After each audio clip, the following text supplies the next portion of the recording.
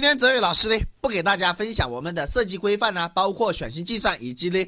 整机的自动化的一些结构设计啊，是不是？那么今天的话呢，泽宇老师给大家分享一个工具，做飞标自动化设备设计啊。如果是呢对标机械选型不是很熟悉或者很了解的，那么这个工具呢可以帮助大家啊，我们需要的可以点击我们呢这个视频上方的这个学习群呢进行加权领取。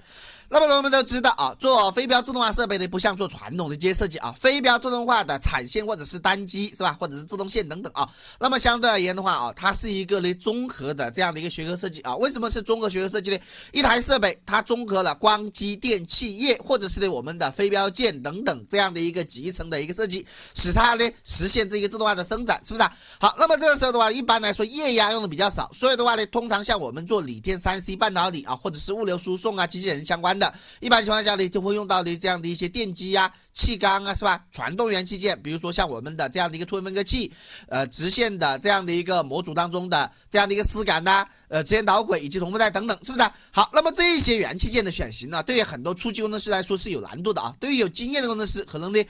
根据多年经验，可以呢估计工况，然后呢进行快速的进行选型，这个对他们来说的话呢比较简单。好，那么当我们需要进行精确计算，然后的话呢自己又不知道怎么计算，不知道怎么选型怎么办啊？那么今天我们打开了一个工具，就是前面老师说的，老师要送给大家的一个工具啊，这个叫飞标设计最强自动计算啊，小丸子类2020年3月份更新的。这个工具的话，其实更新的还是蛮新的啊。那么里面的话有很多错误都呢被一一的进行整理了啊。好，那么这个时候我们来看一下啊。电机选型、皮带轮，包括气动丝杆，我们的齿轮计算和螺纹螺杆的计算都有，是吧？包括我们的材料学，是吧？公差查询等等都有啊。比如说我们如果是需要计算一个我们的电机，是吧？比如说我们电机的这样的一个呢选型计算，伺服电机，是吧？那我们可以呢进行这样的一个呢直接查表，是不是？好，当然的话呢，像有一些同学说，老师啊，我们皮带进行驱动，然后进行间歇运动的话呢，我们是不是呢采用功率等于 F 乘以 V 呢？不是的啊。那么这个时候的话，我们要进行呢这样的一个比较复杂的计算。那么如果说我们用这个工具，我们可以看到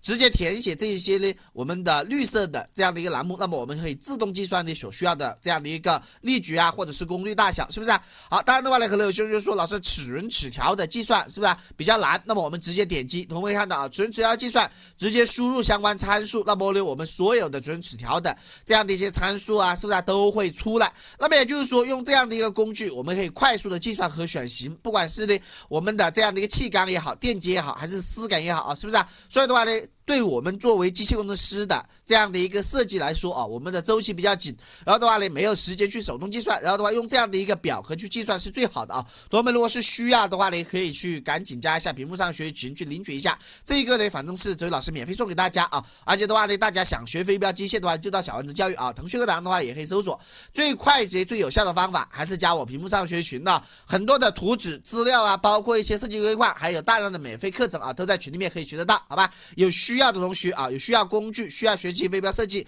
需要积累经验和全国各地的工程师在群内进行讨论的同学啊，进行交流是吧？的同学都可以加一下学习群，好吧？好，那么今天的话呢，关于这个我们的工具的分享，我们就讲到这个位置啊。我是周宇老师，我们下一节课再见。